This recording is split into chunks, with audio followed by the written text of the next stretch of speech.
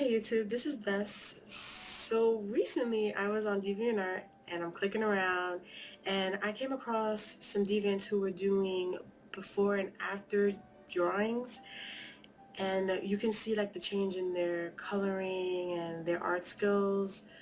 So here goes my husband and my sister, and they come across Fuji, the one that I have created now from Celestial Pulse, and she is just there with long grass and everything, and I'm like, okay, let's do it before and after and see how much I improved. So today's video will be Draw It Again, Fuji from a Celestial Pulse. As always, I'll be using Manga Studio EX5 along with my Wacom Intuitive tablet. Normally what I do first is I sketch my image and then I put it into Manga Studio and go over it with the Intuitive. But being that I didn't want to waste no paper, I went ahead and put my original image in there, and I just took my red tool and started sketching over the character. So I'm not staying true to the character, I'm just getting a brief little sketch and fixing a little bit of what she's positioned like, because right now her leg is all the way to the west side. And now with the blue tool, I'm just gonna start putting in the details of what my character looks like now, because she does not look the same anymore. She is the way I make her now in my manga. And I have a tendency of drawing big, so a lot of times you're gonna see me squish my image a little bit and tweak it a little bit so that it looks the way I want it to look like and how I feel she looks perfect to me. So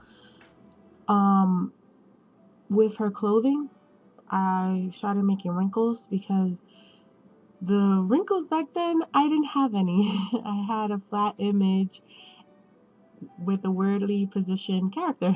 So her folds are going to give her depth. So I'm just, adding the folds that in the places that they need to be in. And I'm just, you know, fixing it up little by little. I'm not trying to stay true to the red sketch now. You will see me, make her leg more defined and make her arm more defined. The whole experience is to not make it look like it used to look like, to make it look like how your art style is now. And being that this is Fuji, I'm gonna try to, well, I am creating her the way I create her now than before.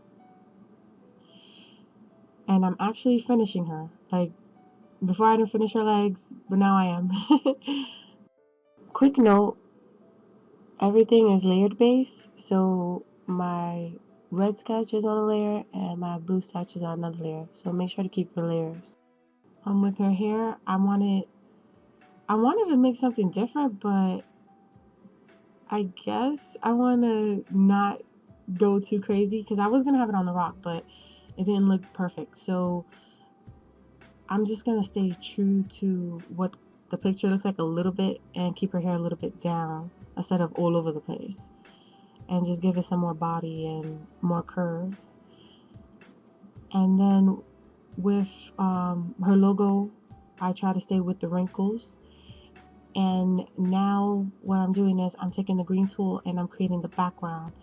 So instead of having her lay on a big gray plutty, she's on a rock actually. So I'm sitting there making the rock formation with the grass. And instead of tall grass, I'm actually making trees.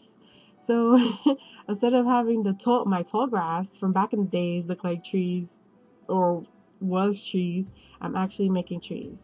And for her swords, I'm putting them on the floor because she's all beat up. So why would she have it next to her, right? Like, I don't know.